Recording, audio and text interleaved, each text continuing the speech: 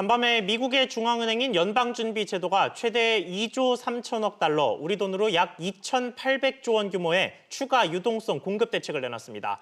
고위험 등급의 회사채인 일명 정크본드까지 사들이는 전례 없는 조치까지 포함됐습니다. 한국은행도 2008년 이후 처음으로 산업은행과 수출입은행 등 특수은행 채권까지 매입하기로 하는 고강도 유동성 공급 대책을 어제 발표했는데요. 이 내용들 취재기자와 자세히 나눠보겠습니다. 박규준 기자 나왔습니다.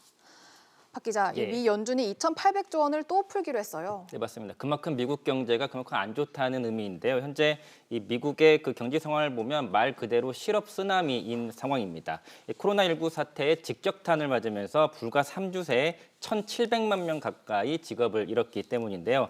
이렇게 기업들이 줄줄이 무너질 위기에 처하자 이 연준이 위험 등급이 너무 높아서 쓰레기 채권, 이 정크본드라고 불리는 이런 채권까지 사들일 정도로 전례 없는 조치를 취했습니다. 특히 눈여겨봐야 할 점은 이번 중앙은행이 매입하는 채권들 중에는 상업용 모기지 채권, 또 대출담보부 증권뿐만 아니라 앞서 말씀드린 정크본드까지 포함되어 있다는 점입니다.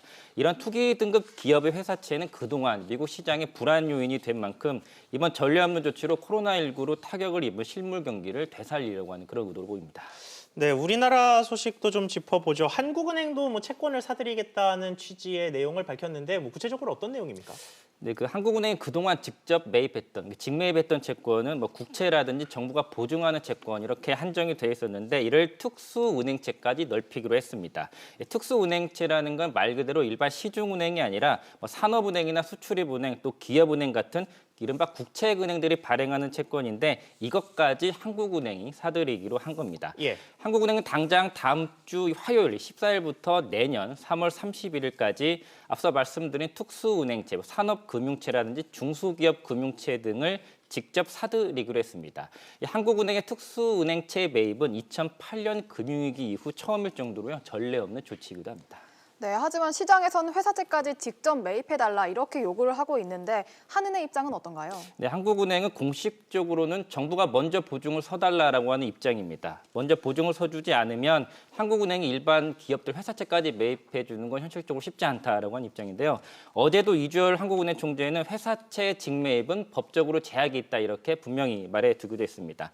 하지만 이 말은 어떤 식으로 들어보면 또 정부가 보증만 해준다면 회사채 매입할 수 있다 이렇게도 해석할 수가 있는데 실제 이주열 총재도 어제 현재로서는 법적인 제약이 있다면서도 정부가 보증하는 특수목적법인을 통해서 회사채를 매입할 가능성이 있다 이런 걸 시사하기도 했습니다.